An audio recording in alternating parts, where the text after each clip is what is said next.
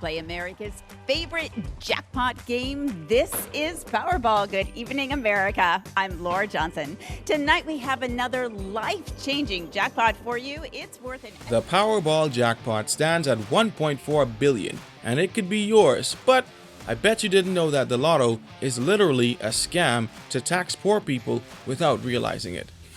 Don't believe me? Follow along carefully. You've just been elected a government official, and now you're looking for ways to make more money from taxes. But here's the problem. Taxes on the rich and middle class are already high, and if you tax them anymore, you'll definitely be voted out of office. And raising taxes on the poor is a recipe for disaster, and let's face it, pretty unfair. So how do we make more money for the government? Well, we have to find a way to tax the poor without them noticing it. We need to come up with a legal way to incentivize poor people to willingly give us their money over and over again. You run the idea past your colleagues and you all realize that it's a pretty brilliant idea that's actually doable. No Jedi mind tricks needed. Just use simple psychology to appeal to people's psyche where they feel it the most. First of all, nobody wants to work long and hard for anything. So getting rich fast with minimal effort and pricking their conscience while doing it sounds like a great idea. But what do we call this idea? The lottery, where we dangle a humongous life-changing cash prize right outside their grasp, with the potential to make them a billionaire overnight. And all they have to do is make a tiny investment to be entered to win. Those who don't want to participate will lose out because they have no chance because they simply didn't play. But that's not it. It's not a selfish act because a huge portion of the lottery winnings goes to good causes. And just like that, we've hooked our fish. The poor person looking at this says, everyone can win and someone will win. Why not me? In reality though, the real winners are you and your bureaucrat homies that successfully raise money for the government, who decide how to spend it as you seek to stay in office for another consecutive term. The lottery is a predatory system dancing on the psychology of people's minds to the tune of thousands of dollars leaving their pockets every year. People are seduced by the idea of instant wealth and financial security, leading them to invest substantial amounts of money into lottery tickets. However, beneath this illusion of changing lives lies a system that takes advantage of vulnerable individuals, manipulating their hopes and dreams while perpetuating poverty. These are the various ways in which lotteries can be seen as a scam that deceive players into repeatedly participating and ultimately keeps them poor. Lotteries predominantly target lower income communities where financial struggles are prevalent. These individuals see lotteries as a means of escaping poverty, making them easily susceptible to the allure of a quick financial fix. By appealing to their emotions and providing a glimmer of hope, lotteries exploit vulnerable populations, convincing them that their dreams can become a reality with just a small investment. But that's not convincing enough. If they were to catch on to our scheme, we might lose them, so let's create an optimistic plan for them to buy into. When they invariably lose, they don't have to feel guilty about it because that money is not just used to enrich the winner, but it also goes to good causes.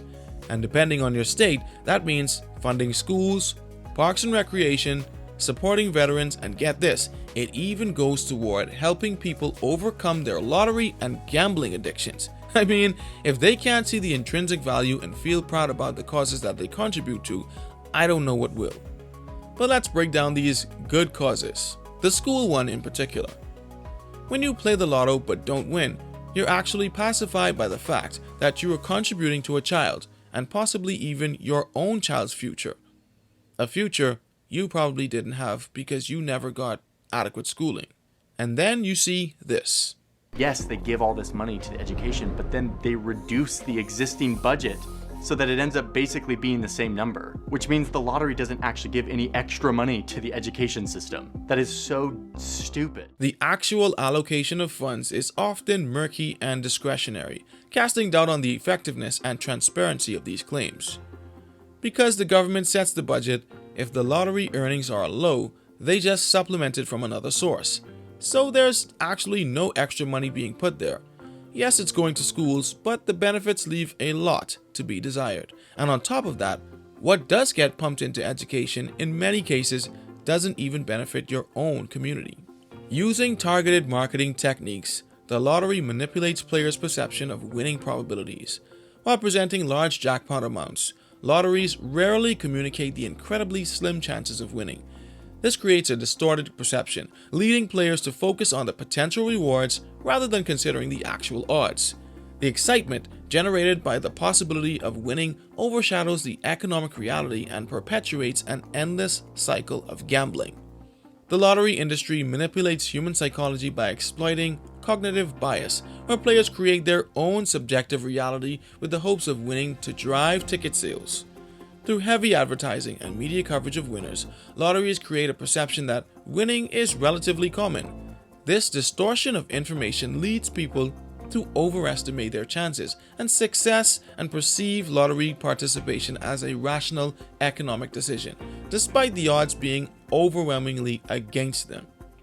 This utopian reality keeps your mind primed to think that the next big win could be yours.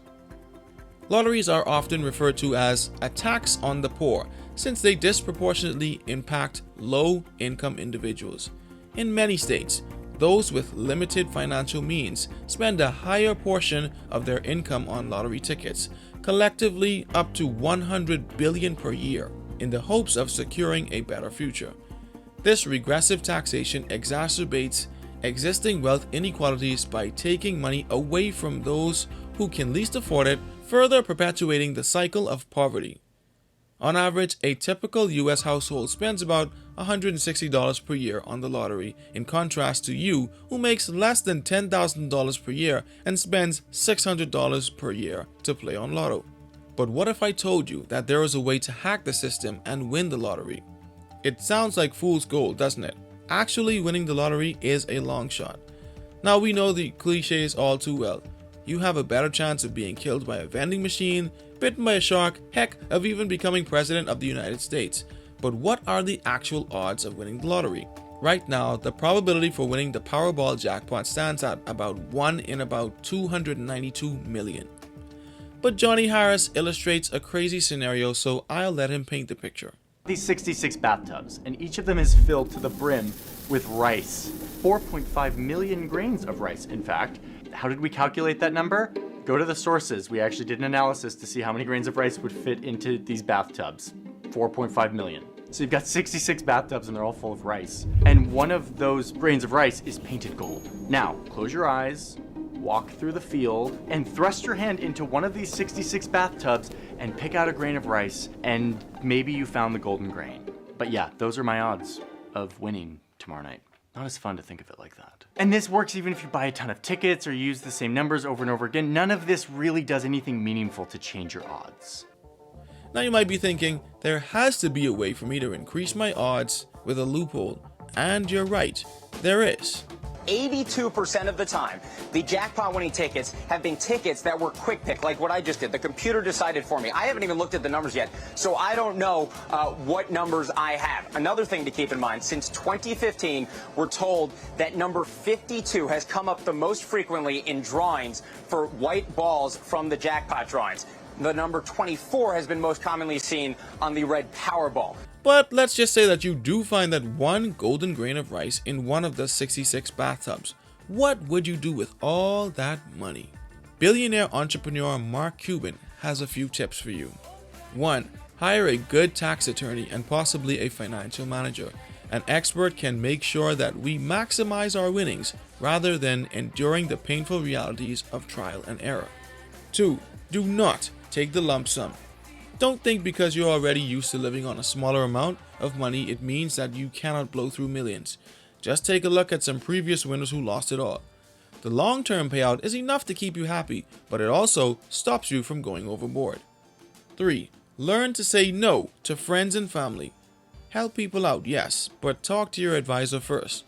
Anyone asking you for $100,000 at a time is not your real friend. But if you take the long-term payout, it's impossible to even think about giving away that kind of money. 4. Sounds crazy, but do not invest. If you can't invest your money now, what makes you think that you can do it because you have a lot of money? If the money is big enough, put it in the bank and keep it safe until you find a potentially great investment. You love gambling and you're gonna do it anyway, so the government conveniently regulated it for you to take part in. But never ever lose sight of the fact that it is a voluntary tax on you, the poor.